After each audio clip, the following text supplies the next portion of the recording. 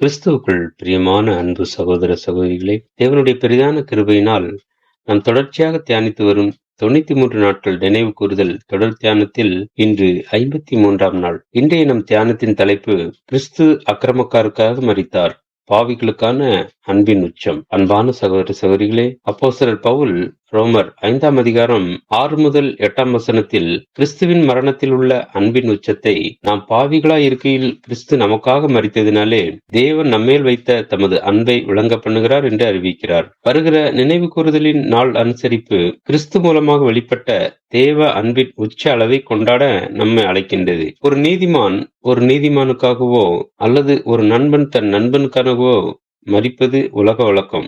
ஆனால் பாவமில்லாத தேவகுமாரன் பாவிகளாகிய நமக்காக மரித்ததுதான் அன்பின் உச்ச எல்லை. இதுவே நமது மீட்பிற்காக நமது அன்பின் ஆண்டவர் இயேசு கிறிஸ்துவால் செலுத்தப்பட்ட உன்னதமான மீட்கும் பொருளாகும். ரோமர் 3ஆம் அதிகாரம் 10ஆம் வசனத்தில், நீதிமான் ஒருவனாகிலும் இல்லை என்று வேதம் மிக தெளிவாக சொல்கிறது. நாம் அனைவரும் கீழ்ப்படியாமையின் பிள்ளைகளாகவும் தேவனுக்கு சத்துருக்களாகவும் இருந்தோம். இப்படி உதவியற்ற தேவனை எதிர்த்தவர்களாகவும் தேவனற்றவர்களாகவும் இருந்த மரணத்தை நோக்கி செல்லும் மனுக்குலத்தின் அவல நிலையை போக்கி மீட்பதற்காகவே பூரண மனிதராகிய இயேசு சிலுவையில் மரித்தார். நம்மிடம் ஜீவன் பெற்றுக்கொள்வதற்குரிய தகுதியோ அல்லது நற்பண்போ இருந்ததினால் அவர் மரிக்கவில்லை. மாறாக கர்த்தர் இயேசுவின் பலி முற்றிலும் சுத்த தேவ கிருபையினாலும் அவரது இரக்கத்தினாலும் கொடுக்கப்பட்ட பலியாகும். நாம் பாவிகளாய் இருக்கும்போதே தேவன் நம்மேல் அன்பு கூர்ந்தார். இதையே அப்போஸ்தலர் பவுல் ரோமர் 5ஆம் அதிகாரம் 7 மற்றும் 8ஆம் வசனத்தில், நீதிமானுக்காக ஒருவன் மரிக்கிறது அரிது, நல்லவனுக்காக ஒருவேளை ஒருவன் மரிக்க துணிவான். நாம் பாவிகளாய் இருக்கையில் கிறிஸ்து நமக்காக மரித்ததினாலே தேவன் நம்மேல் வைத்த தமது அன்பை விளங்க பண்ணுகிறார் என்று கூறினார்.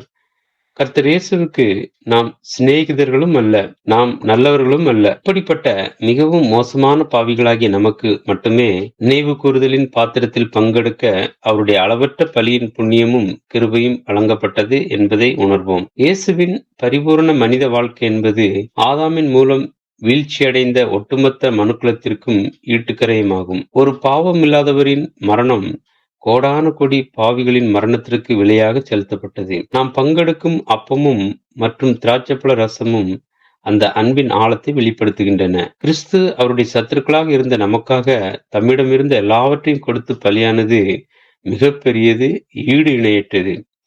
தேவனற்றவர்களாய் இருந்த நாம் இன்று கிறிஸ்துவின் இரத்தத்தால் நீதிமான்களாக்கப்பட்டிருக்கிறோம்.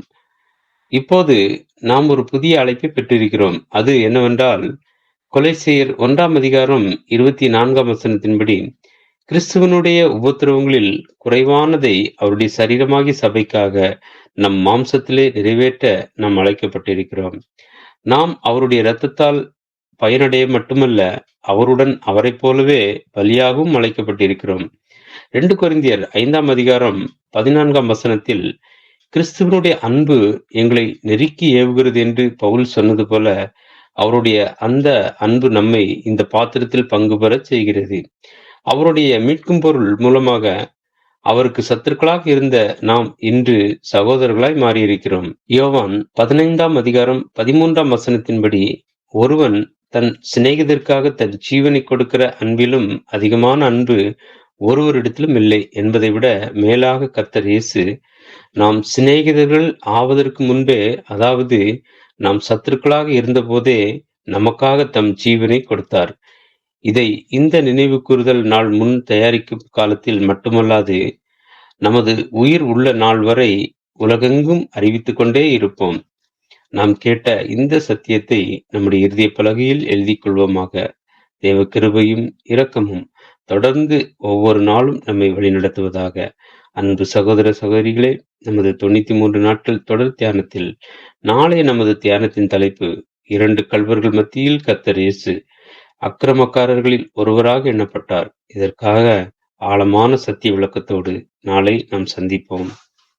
கிறிஸ்துவுக்குள் பிரியமான சகோதர சகோதரிகளே, இதுபோன்ற அநேகம் ஆழமான சத்தியங்களை முழுமையாக பார்க்க நமது சத்திய கருவூலம் யூடியூப் சேனலை சப்ஸ்கிரைப் செய்து பயன்பெறுங்கள்.